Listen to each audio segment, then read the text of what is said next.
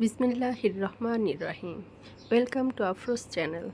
আজকে কিন্তু চলে আসছি মুচমুচে মজাদার একদম মুখ পাকন পিঠার রেসিপি নিয়ে। যেহেতু শীত পড়ে গেছে, হালকা হালকা শীত ভালোই, তো এই সময় কিন্তু পিঠা খেতে খুবই মজা লাগে। তো মুখ পাকন পিঠার রেসিপি নিয়ে চলে আসলাম। দেখতেই পাচ্ছ, এটা কিন্তু খুবই মজা হয়েছিল, খুবই মজা। আমি নতুন শিখেছি, তোমাদেরকে পুরো মেজারমেন্ট সহ টিপস ট্রিক্স সহ সমস্ত কিছুই বলে দেব। এটা একদম নতুন রাঁধুনিদের জন্য, আমি কিন্তু খুব ভালো পারি না, তো খুব মজা হয়েছিল, তো তোমাদের সাথেও শেয়ার করলাম। এর জন্য আমি নিয়ে নিলাম কিন্তু একদম 1 কাপ মুগ ডাল। মেজারমেন্ট কাপের 1 কাপ মুগ ডাল নিয়েছি। এটা কিন্তু হালকা আঁচে ভেজে নিচ্ছি, ঠিক আছে? একটু সময় নিয়ে হালকা আঁচে সুন্দর করে এটাকে ভেজে নেবে। এরপর এই যে হয়ে গেছে, এবার আমি ধুয়ে এর মধ্যে 5 কাপ পানি দিয়ে দিয়েছি। 1 কাপ মুগ ডাল আর 5 কাপ পানি দিয়ে দিয়েছি, আর সামান্য একটু লবণ দিয়ে দিলাম। এবার কিন্তু প্রথমে কিন্তু চুলার আঁচটা খুব বাড়িয়ে দেবে, দিয়ে একটু ফুটে আসলে তারপরে চুলার আঁচ কমিয়ে তারপরে ঢাকনা দেবে। আগে থেকেই ঢাকনা দিলে কিন্তু অনেক সময় উতলায় পড়বে, তখন ভালো হবে না, কোনো কিছুই ভালো হয় না একবার উতলায় পড়ে গেলে। তো এরকম এই যে বেশ অনেকটা পানি কমে গেছে, প্রায় 2 কাপ পানি কমে গেছে। এরকম সময় ডাল প্রায় সিদ্ধ হয়ে গেছে। আমি একটা ডাল ঘুটনি দিয়ে ভালো করে ঘুটে নিয়েছি। আর এই যে যখন পানি একদম টেনে গিয়েছে, ডালটা এরকম ফুটতে আছে, তখন এর মধ্যে দিয়ে দিচ্ছি 1 কাপ চালের গুঁড়ি। 1 কাপ চালের গুঁড়ি দিয়ে দিয়েছি, দিয়ে এটাকে এবার খামির করে নিব। একদম আমার মেজারমেন্টটা ফলো করলে একদম পারফেক্ট একটা মুখ পাকন পিঠা তৈরি করা যাবে। তো দেখতে থাকো, দরকার হয় ভিডিওটা বারবার টেনে দেখে নেবে ডালটা কেমন ঘনত্ব ছিল। একদম ডালটা পানি ছিল না, ঘন হয়ে আসছিল। এরম সময় আমি 1 কাপ চালের গুঁড়া দিয়ে দিয়েছি, দিয়ে ভালো করে খামির করে নিচ্ছি। আর এই পর্যায়ে আমি একটু ঢাকনা দিয়ে দিয়েছি, 3-4 মিনিট ঢাকনা দিয়েছি, তাতে খামিরটা অনেক ভালো হয়, সফট হয়, ঠিক আছে? তো দেখতেই পাচ্ছ খামিরটা কেমন হয়েছে, নরম হবে না, আবার খুব হার্ড হবে না। তোমরা মেজারমেন্টটা ফলো করবে, তাহলে দেখবে যে খুব সুন্দর একটা খামির তৈরি করা যাবে।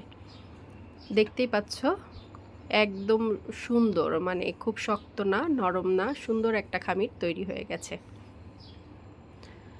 তো আমি সমস্ত কিছুই কিন্তু বলে দিচ্ছি। আর এখানে এখন আমি চিনি শিরাটা তৈরি করে নেব। এর জন্য 1 কাপ চিনি দিয়েছি, 1 কাপ পানি দিয়েছি, 2টা এলাচ দিয়েছি, দিয়ে ফুটে উঠলেই কিন্তু হয়ে যাবে। এটা আর কিছুই করার দরকার নেই।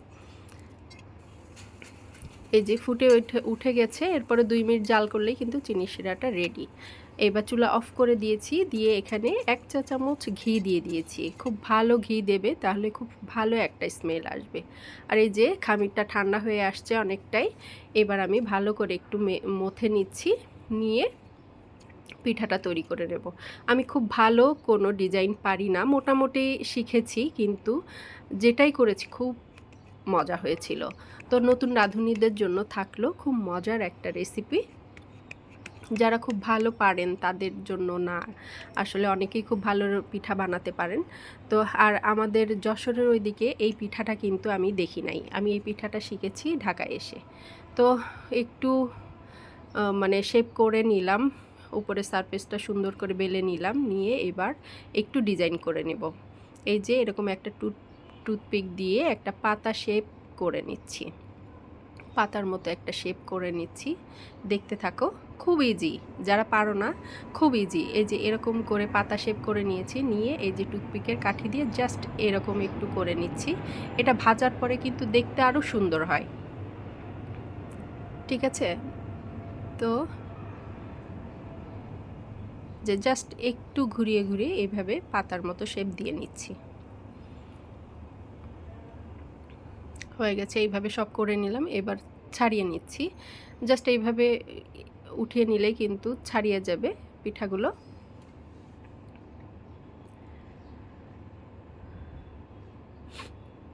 তোমরা অনেকেই আমার রেসিপিগুলোতে কমেন্ট করছো, তাদেরকে অনেক অনেক ধন্যবাদ।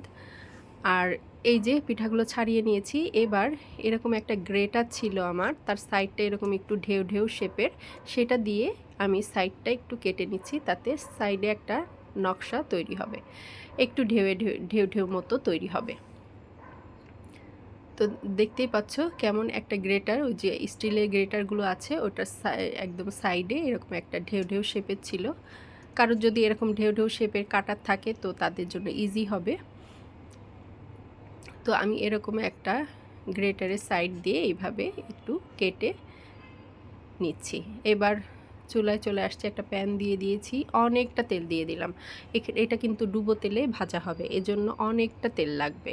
তো তেলটা যখন হালকা গরম হয়ে আসছে, চুলার আঁচটা কিন্তু এখন মিডিয়াম থেকে একটু হাইয়ে আছে, এই সময় আমি পিঠাগুলো দিয়ে দিচ্ছি। দেখতেই পাচ্ছ তেলটা কিন্তু হালকা গরম হয়েছে।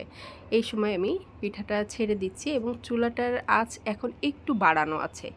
এটা যখন ভালো করে ফুটে উঠবে তখন কিন্তু আমি এটার চুলার আঁচটা একদম কমিয়ে দিব, দিয়ে হালকা আছে, দেখতেই পাচ্ছ একদম হালকা আছে, কিন্তু এটা ভাজা হবে। এটা ভাজতে কিন্তু প্রথম ব্যাচ ভাজতে কিন্তু আমার 13 মিনিট সময় লেগেছে। আমি টাইমও বলে দিচ্ছি যে এটা কিন্তু হালকা জালে ভাজতে হবে, তাহলে পিঠাটা মুচমুচে হবে, খুবই টেস্টি হবে। দেখতেই পাচ্ছ এটা প্রথম ব্যাচের পিঠাগুলো ছিল, তো এই পিঠাগুলো দেখতে তেমন সুন্দর হয় নাই, পরের পিঠাগুলো বেশ ভালো হয়েছিল আমার। তো দেখতেই পাচ্ছ কেমন করে ভেজে নিয়েছি, এরকম একদম গোল্ডেন ব্রাউন করে, খুব সুন্দর করে গোল্ডেন কালার করে ভেজে নিয়েছি, খুব পুড়বে না কিন্তু, দেখো কালারটা খুব সুন্দর আসছে। এবং এই পিঠাটা যত ভালো ভাজা হবে তত ভালো খেতে হবে, আমি কিন্তু বলে দিচ্ছি সব, ঠিক আছে? তো এভাবে সব তুলে নিলাম। এরকম গরম গরম পিঠাটাই কিন্তু তোমাকে তেলের শিরাতে ছাড়তে হবে। ওদিকে তেলে চিনি শিরাটাও কিন্তু হালকা গরমই আছে, আমি চিনি শিরাটা করেই পিঠাগুলো ভেজেছি। আর এই যে আমি মানে সেকেন্ডবার পিঠাগুলো সেকেন্ড ব্যাচের পিঠাগুলো আবার দিয়ে দিচ্ছি। এবারে তেল অনেকটা একটু গরম আছে, এখন চুলার আঁচটা কিন্তু একদম কমিয়ে দিব, দিয়ে মিডিয়াম থেকেও লোতে দিয়ে আমি এই পিঠাগুলো ভেজে নিব। তো এই যে চিনি শিরাতে দিয়ে দিলাম, মানে প্রথম পিঠা শিখলে কি হয়, আমি পিঠাগুলো খুব মানে উঁচা থেকে ছাড়ছি, এর জন্য পিঠাগুলো কিন্তু দুই একটা ভেঙে গিয়েছে। আমি বলে দিচ্ছি পিঠাগুলো কিন্তু একটু সাবধানে ছাড়তে হবে, কারণ মুচমুচে পিঠা জোর উপর থেকে ছাড়লেই কিন্তু ভেঙে যাবে আমার মতো, ঠিক আছে? তো একটু সাবধানে ছাড়বে। মানে আনাড়ি হাতের খুব মজার পিঠা আমি বলবো। তো যারা নতুন রাঁধুনি আছো তাদের জন্য রেসিপিটা থাকলো। দেখতেই পাচ্ছ দিয়ে দিয়ে কিন্তু বেশিক্ষণ রাখা যাবে না, জাস্ট ডুবে গেলেই পিঠাগুলো ডুবিয়েই উঠিয়ে নিতে হবে। দেখতেই পাচ্ছ আমি একদম ডিপ পরে কিন্তু উঠিয়ে নিয়েছি, জাস্ট একটু ডুবিয়ে উঠিয়ে নিতে হবে। এই যে তৈরি হয়ে গেছে আমার খুবই মজাদার, একদম মুচমুচে রসালো, মানে খুবই মজার পিঠা এটা। আমার বাসার সবাই খুব পছন্দ করেছে এবং আমি পাশের বাসাতেও দিয়েছিলাম, তারাও খুব পছন্দ করেছে। তো থাকলো তোমাদের জন্য রেসিপিটা। আর যারা দেখছো তারা কিন্তু আমার চ্যানেলটাকে অবশ্যই সাবস্ক্রাইব করে দিবে, ঠিক আছে? ওকে, থ্যাংক ইউ, আসসালামু আলাইকুম।